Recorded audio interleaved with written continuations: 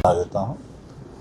आप सभी को मालूम है साइबर फ्रॉड्स जो है एक चुनौती पुलिस के सामने बहुत बड़ी चुनौती की तरह सामने आया है, क्योंकि इसकी इन्वेस्टिगेशन मुश्किल होती है और इसको डिटेक्ट करना मुश्किल होता है।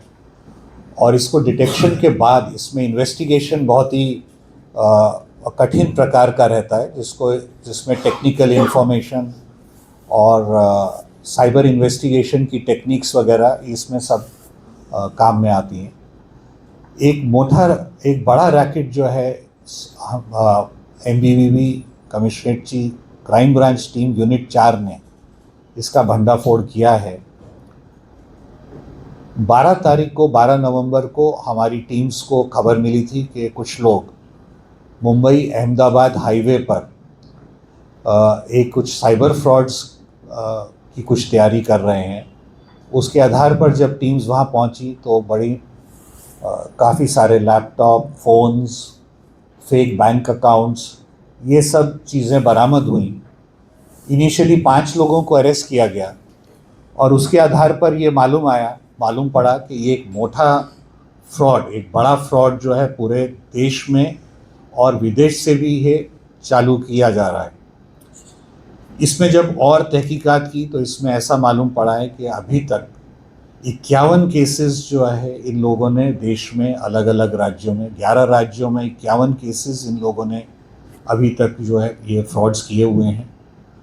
और अभी जो हमारे पास प्राथमिक जानकारी है उसके हिसाब से 450 और विक्टिम्स हैं इसमें, और ये टोटल जो रैकेट और फ्रॉड है ये शायद 200 करोड़ तक जाएगा। अभी तक इसमें 7 लोगों को हम लोग अरेस्ट कर चुके हैं। और इसमें इनकी कार्य पद्धति क्या थी, किस तरह से ये क्राइम करते थे, इसकी मैं जानकारी देता हूँ। इन लोगों ने साइबर फ्रॉड्स के लिए इन्होंने फाइनेंसिंग वेबसाइट्स, इन्होंने फेक वेबसाइट्स तैयार करी हुई थी, जिसमें शेयर्स में या फॉरेन करेंसी में इन्वेस्टमेंट करने का ये प्रलोभन देते थे।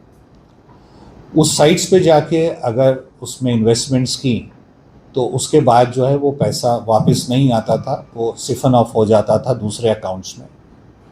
और इसमें लोगों को प्रेरित करने के लिए ये लोग सब सोशल मीडिया का भी यूज़ कर रहे थे।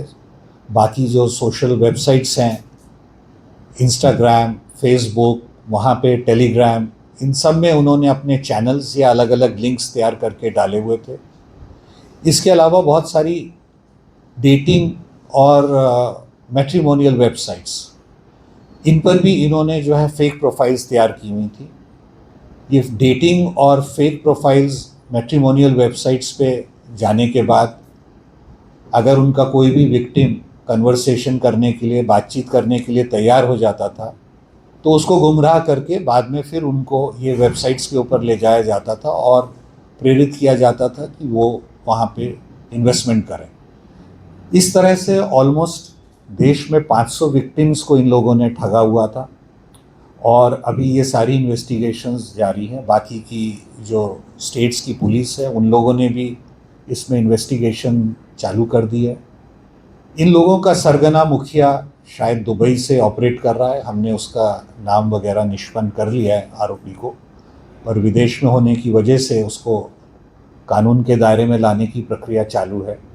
और ये पूरा जो है इसमें सारा जो फ्रॉड का पैसा था वो क्रिप्टो करेंसीज, बाइनेंस इत्यादि के द्वारा विदेश में भेजा जा रहा था।